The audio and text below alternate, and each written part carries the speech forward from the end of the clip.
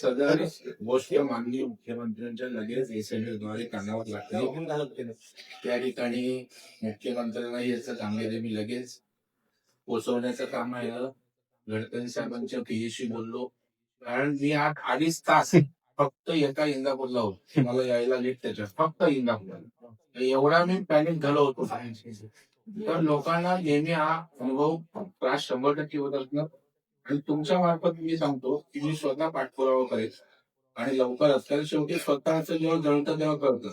आज मी प्रत्यक्ष त्यामुळे तुमच्या लोकांना काय त्रास होत असेल त्याच्यामुळे मी आता पुढे याचा फॉलो घेऊ आणि आपण फार लवकरात लवकर हे कसं होईल त्याचा प्रयत्न करू. आणि अवघड नाहीये.